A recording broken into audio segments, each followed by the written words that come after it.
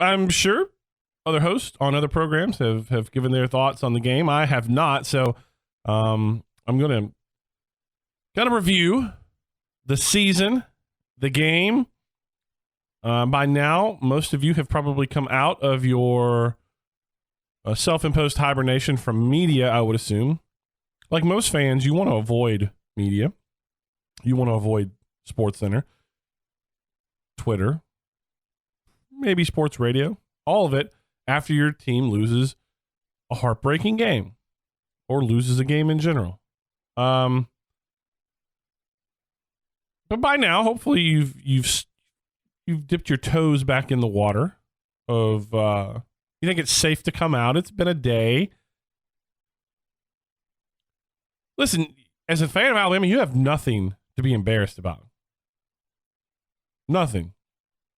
I know you wanted to win the game. I get that. I know they didn't play up to their standard. I get that. But listen to me clearly right here. And we can go ahead and roll and record on this because this might make a great promo for this show. It took an all-time great quarterback, several penalties, and a flat-out, worn-out defense to beat Alabama with 1 second left on the clock with a true freshman quarterback, a running back who broke his leg, and a non-existent passing game. It still took an all-time great quarterback and some help from the officials to beat that Alabama team that had all that go against it. If that doesn't make you feel good about your football program, I don't know what else. Oh, also, by the way, you lost your offensive coordinator a week before the game. And you still almost beat Clemson. It took an all-time great quarterback, some iffy calls from the officials, losing your starting running back to a broken leg, a true freshman who struggled passing the ball, losing your offensive coordinator, and you still almost won that football game. I know you're hurting. I know you're sad. I know you're depressed. You feel like you've been punched in the stomach. But that team left everything it had on the field. They have no reason to hang their head. You have no reason to be angry at them or to be upset. You should feel nothing but pride for being an Alabama football fan today. Plain and simple. I saw guys in that locker room crying their eyes out because they hurt. Here's the thing. If you've never, you don't feel bad. You don't feel hurt when you haven't given everything to accomplish something. Because you know, it's almost like a way out, a security blanket. I'm not going to let myself get emotionally invested, so I'm not going to try my hardest. You only reach that depth of pain and hurt when you've given everything you had. And those guys did. And guess what? It still took a transcendent quarterback to get it done. So from this media member's perspective, I give that team a round of applause. And I'm objective. They played a great game. I know that, listen, we'll take some calls today and you can disagree with me. There's plenty to dissect on that offense. You know, that offensive side of the ball, the defensive backfield. Gave up some plays. But I want you to put it in, just, you're too close to it. Step back and think about it. It took a two-time Heisman Trophy finalist who played a phenomenal football game. It took that guy to beat that team Monday night, a team which had a true freshman quarterback who was basically couldn't throw the football. Clemson just came out and said it. Our goal was to make him throw the football. And even then, Alabama darn near pulled it off. Marched down the field, took the lead with 2 minutes and 7 seconds left. Clemson gets the ball back with 2 minutes and 1 second left, and the defense just couldn't hang on. Couldn't hang on. They played too many plays. But that was a whale of an effort from that Alabama football team.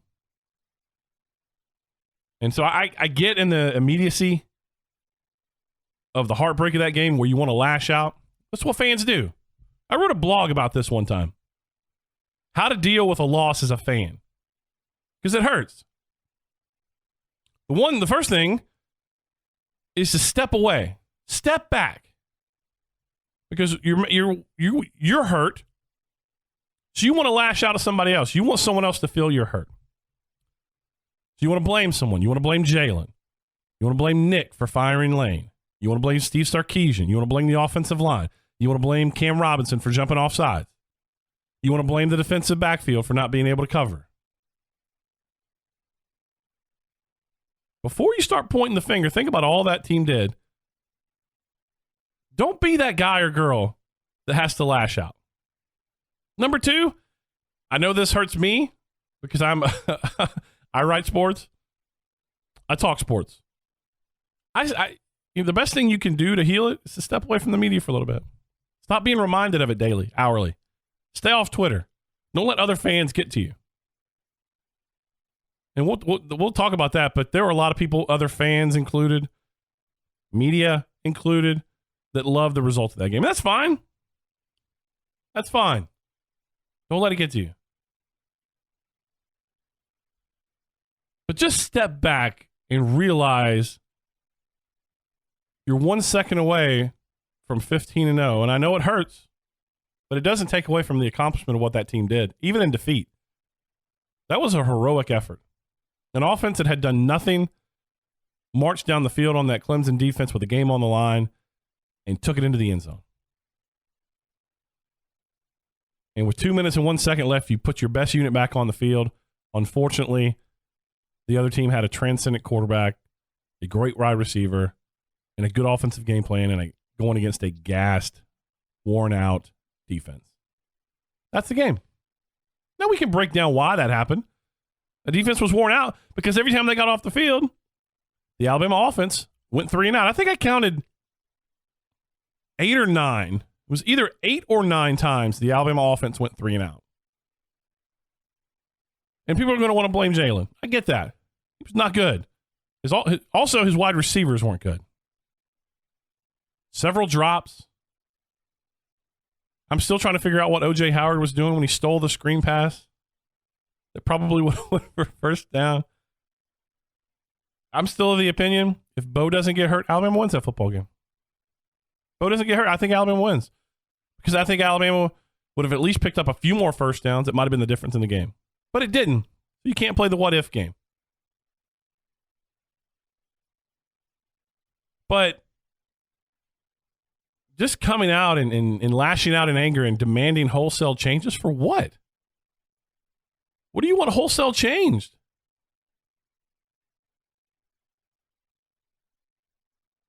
What do you want wholesale changed? You really want to get rid of a quarterback that with the pressure and the world watching led a touchdown drive down the field? I absolutely understand he did not throw the ball well. Can they improve in that area? Yeah. He's a true freshman. Go back and watch Deshaun Watson play as a freshman. Go back and watch Lamar Jackson last year as a freshman. Give the kid a chance. Also, what were their other options? And if you honestly look and you call into this station and you tell me David Cornwell or Cooper Bateman gave them a better chance to win, here's what you're going to hear from me. That's the sound of silence because I'm going to let you just state your case because there's nothing that I can say that's going to change your mind. And also, it's dumb. It's dumb. That Jalen was their only option. Next year, there's a guy coming in Tua Tagovailoa that might give him some competition. There were no other options. They lost their best running back with a broken leg. And yet they scored 31 points and scored a touchdown with 2 minutes left to try to win that football game. Sometimes, and I know this is a weird way of looking at it, sometimes you just take your hat off and you tip it to the other team and you shake their hand and you say, good job. You were better this night. And Clemson was better that night, but it took Alabama losing Bo Scarborough. It took a true freshman quarterback who still hasn't developed yet. It took some questionable calls from the officials for all that to happen. So I know you're hurting still today, but hopefully the days that have passed have given you perspective on it. And the perspective is you should be pretty darn proud of that football team over there. Because even with all that going against it, they almost won the game.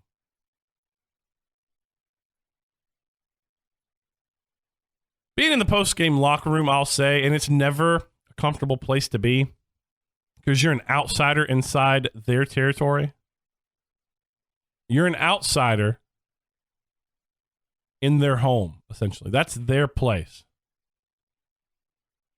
And the bold dictates that the locker room opens. And even when they win, it's a weird place to be because they've created this hatred of the media, which fairly or unfairly, I don't want to get into that today, is what it is. We can't change that. To be in a locker room after a loss like that is the most uncomfortable I've ever been in this profession, ever. Flat out. They did not want us in there, and I completely understand that. I completely understand. They just had their hearts ripped out and stomped on. I get it. I'm not blaming any one of them. But I will give kudos to Bradley Bozeman and Jalen Hurts and Marlon Humphrey and Jonathan Allen and Tim Williams, guys that had their heart broken, and O.J. Howard. You know, they say you can tell a lot about the character of a man and how he deals with stuff when things don't go his way. Those guys represented themselves, their football team, their teammates, their family, that university with a lot of pride in class Monday night. Because it's not easy.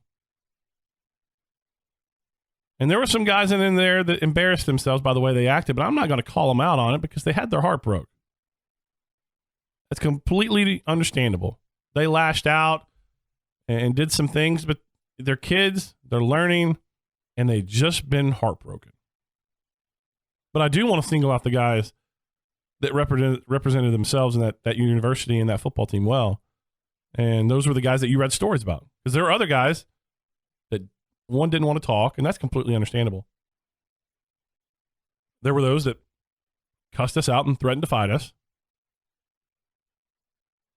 A little less understandable, but I get where they're coming from. But that was as awkward a situation as I've ever been in. And for the guys that spoke and handled themselves well, you can tell a lot about a guy in moments like that. So hats off to Jonathan Allen and O.J. Howard and Tim Williams, Marlon Humphrey, Jalen Hurts, Bradley Bozeman. They represented themselves well in a tough situation. I mean, put it in full context, they get a cooling off period. It's not like you're going in right after the game, but certainly understandable to be upset and to not want to speak when that happened. But we're going to talk a lot about this game today, and we're going to put the season in context. But from where I'm sitting as a neutral observer of Alabama football who just covers it,